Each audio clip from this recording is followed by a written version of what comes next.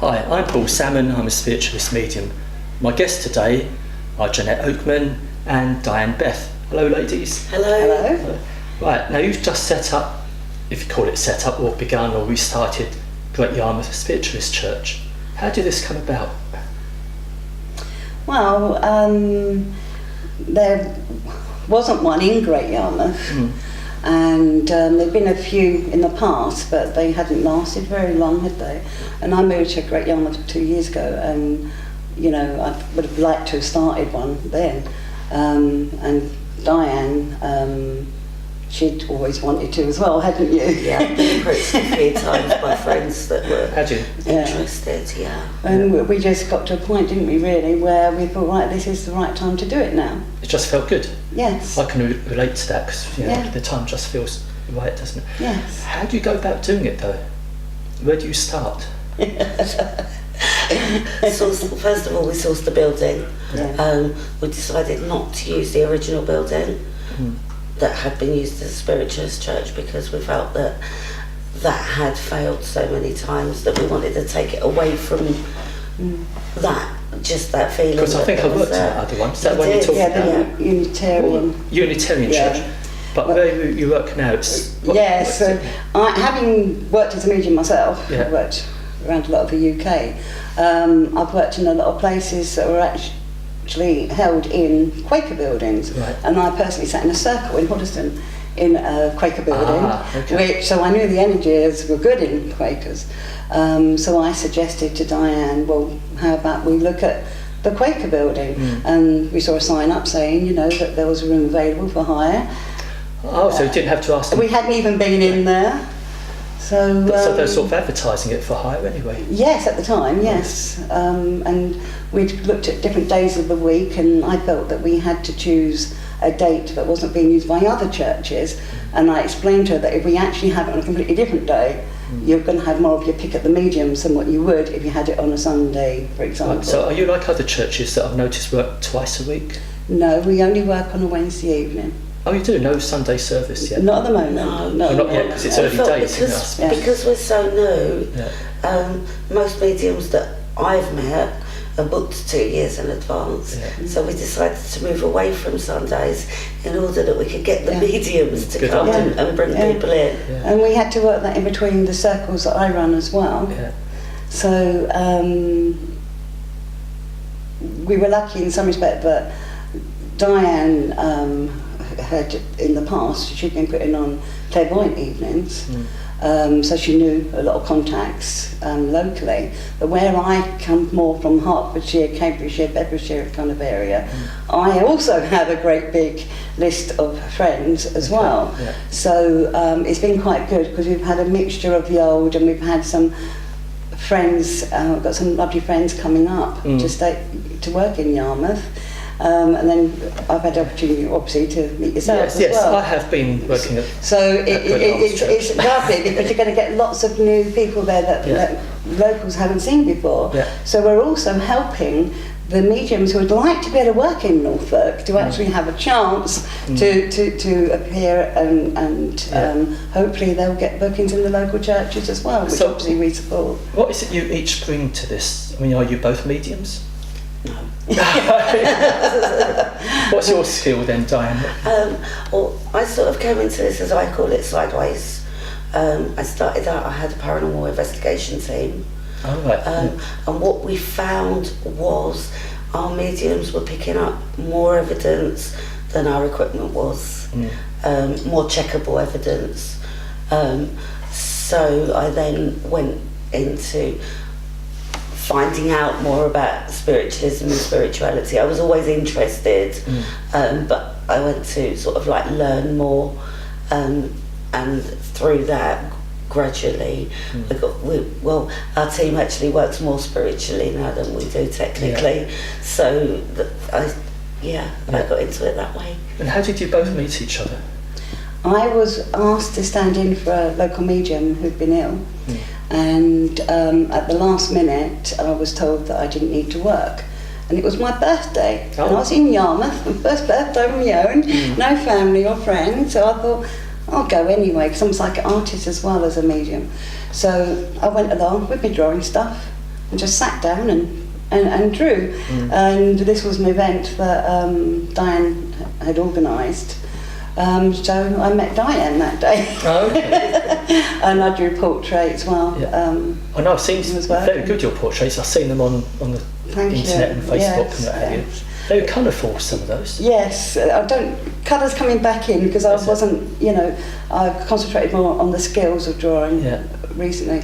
But the first week, I think it was, I felt that I had to draw as well. First week I worked, so the second week I was sitting in this armchair in the meeting. I've got to draw. Yeah. So I was like sneakily trying to get bits of paper so that I could draw portraits without disturbing the medium and trying not to make it too obvious to the audience. Yeah. But they were taken, wasn't they? One lady, she actually had a picture on her phone, and I actually saw her last week, and she was showing me again next to prove to me, that it was definitely a nan, over the moon. Talking about mediumship, when I did work at your church, the last message that evening, I wasn't sure if it's a man or a woman, but I think it's one of each, a man and a woman, from your family. That's right, yeah. Going on about, personally to you, look back a couple of years and bring whatever, I don't know what it was, it made sense to you, I think, whatever your skill was, bring it into the church. Yeah. And I don't know if that's like workshops or something, but it felt like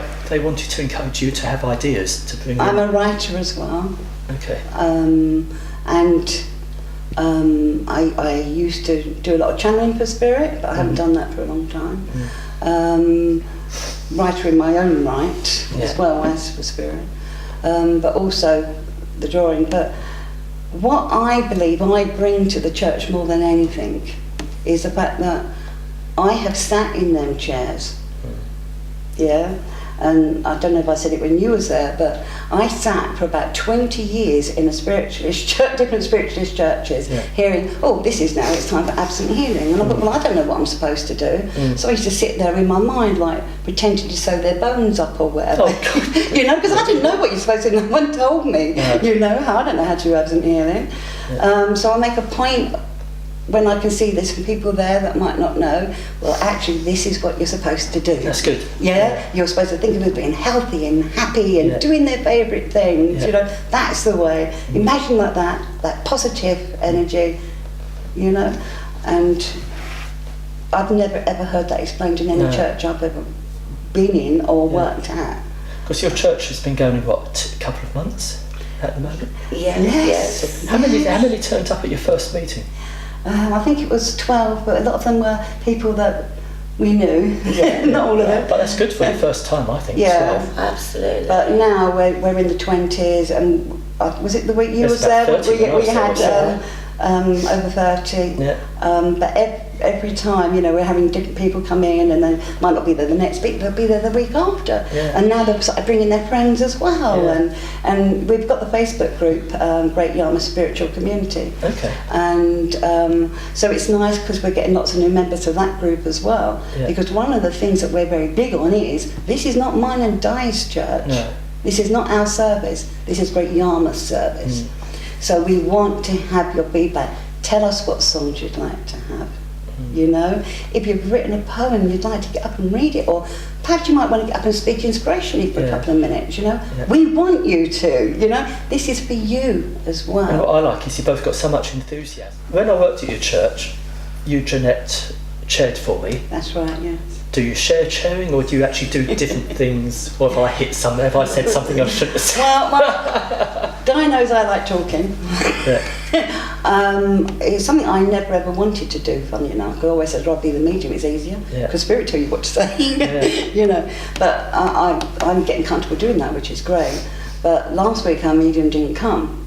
And unfortunately, her son was in the room with me. Right. So at the time when I got the message, so I just looked at him and said, you can chair for me next week, and I'll work. And bless his little cotton socks, Stephen, he got up. He'd never done anything like that before in his life. No. And he stood next to me and he chaired the meeting, I expect he did well. And he did really well. Bless him. He was rattling nerves, but he did it. And I was so proud of him, and everyone was sending up so much love to him as well. He did brilliantly.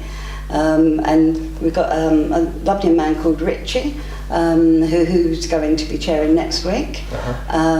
So he's a bit your background, presenter experience. Oh, right. So that's going to be interesting, because on the other weeks he's a music man, and he brings the music now, and it's better than what. But I think as you go on, all these new people, you'll get help as you get. Yes. I'm not saying you need help, but you're young and you're vibrant. But sorry, God. I was going to say, I try to avoid. I have chaired a meeting, but I try to avoid doing that part. I just kind of work in the background. I do a lot of organising and. Well, that's why I think you're both different, but you can both come together, can't you? Yeah. If you're both mediums, you might both, I don't know, clash or what, but you're friends anyway. But as you're both different, you've got different skill set. Yeah, we are, and a lot of things I don't like doing, she likes. So it's a good balance, isn't it? Yeah. Do you hope to be a medium, Diane? I sit in a circle, and I do read oracle cards. But no, I don't really think I want to do what you do. I wonder why we do it anyway in the first place. I'm more than happy to use what I've learned for investigation purposes. Okay. And if I were to get a message, of course I would pass it on. However, no, I'm not a public speaker. Have you investigated that building you're in? Because you took me downstairs in the cellar. Well, call it a cellar. That's not the cellar. No, I know. Lovely building. The Undercroft. The Undercroft. And we should say for your viewers that the Quaker building was actually downstairs, which is not where the church is. That was built in 1300s. We hold the service in the bit where it's in the 1600s. And then you've got another bit upstairs as well, which would have been the minstrel gallery years ago. And every week when a medium comes, they're picking up something different. One medium was sitting in the audience this week, and he said the whole time there was a Quaker standing next to me as I was sharing. Well, I did notice towards the end when I was working at your place, I felt a bit seasick. I thought, I actually said, you said about I'm the in a boat. And of course, it was made of... You're on the coast, aren't you? You've just got all the boats outside. Much of the wood for the building would have been taken from shipwrecks. I asked you, didn't I? I said it's all made, all the... But somebody else actually, the music man Richie, he actually said that he built that as well. Did he? It was like the whole church had suddenly turned into a boat. Yeah. The Undercroft downstairs is the 13th century monk's cell. So have you actually investigated it? No, because it's still in use as a house of worship. We're not quite sure. We're going to have a word with the Quakers and see what they think about the idea. Just safe to get permission, I suppose. Yeah. Always. But what is funny is that young Kieran, he comes every week and he carries our bags, doesn't he? Puts all the chairs out and helps us move the tables and everything. It's absolutely fantastic, Kieran. And I've actually made him our official tour guide. Oh, have you? So at the end of every service, he took 2 groups round this week. The medium usually goes in the first group because they all want to go and have a look round. I wonder if that's the young man who accompanied me. Yes, it must have been. It must have been. Are you going to hold like psychic, mind, body and spirit fairs or workshops? And I do a lot of workshops anyway, don't I? In Yarmouth. At the church? Just up the road in the Middlegate in Hart. And I do them all at prices that people can afford. Because, I'm very big, I'd rather have, I call it seats on the bum, but, and sometimes there might be someone who actually can't afford it, so I've had help people that way as well. And we're trying to bring more of that to Great Yarmouth. I've got massive plans for the future. Well, I was going to ask, what are your plans? Have you got plans? You must have plans. Well, I've just secured some big lottery funding for something that we're going to be calling Wellbeing Weekenders, and we're going to be doing like meditation sessions, sound baths, and they'll all be linked to Great Yarmouth Spiritual Community. But there's things that we're going to be offering free or affordable, so that people can just come along and enjoy that. Good. So that's happening in the coming months. Yeah. And I suspect other people might give you ideas as well. Yeah, and I want to start bringing more attention to the world about psychic art. So I'm actually hoping to put on some residential courses for people from all around the world. you know, I've had people contact me through my website and say, you know, I've got 2 weeks, I'd really love to go and do psychic art for 2 weeks somewhere. Can you tell me where? Well, I'm sorry, but I don't know anywhere. You could just go 2 weeks and do psychic art. You know, you might get a week somewhere and a certain month, but not to the dates that you've probably got. I don't know. So she actually came to Great Yarmouth on holiday for 2 weeks, and I just gave her training every day. Oh, there you go then. You know, so it worked well. But I've always felt that I wanted to bring more anyway. And Great Yarmouth is a fantastic place. And there's something else as well that I've noticed, because I've moved from Hertfordshire to Great Yarmouth, is that there's a lot of spiritual emergence going on. Right. A lot of spiritual emergence going on. And for your viewers who don't understand what that means, it's when people are starting to come into their mediumship and they might not realise it's mediumship, or it might be a confusion between that and mental health. And even the mental health people are getting confused with it. Right. One big thing I've done over the last 2 years is talk to people who a spirit have brought them towards me who are a little bit confused, you know. I've got ghosty things happening in my house, whatever. Well, no, actually, you're a medium. I'll tell you what. You know, there's lots of confusion, and I think that's a big thing that we're going to be doing in the future, is helping a lot of these lost souls, I suppose. They're in our world, but our world is, you know, they need a bit of help and guidance. And I'll tell you what, come back again and we can talk about this. Yes. Because time's running short, and you're going to spend the day in Felixstowe now. Oh, Yes, we are. Go out to the sea, look, and it's nice. I think an ice cream on the beach, don't you? Right, Janette, It's Diane, lovely thanks ever to so see much. Thank you. Pop along to Great Yarmouth Spiritualist Church, give them your support. Every Wednesday, 7 till 9, in the Quaker meeting rooms, Howard Street, Great Yarmouth, NR31LN. You heard it here. All right, thanks ever so much. Thank you. Thank you. See you again. Lovely.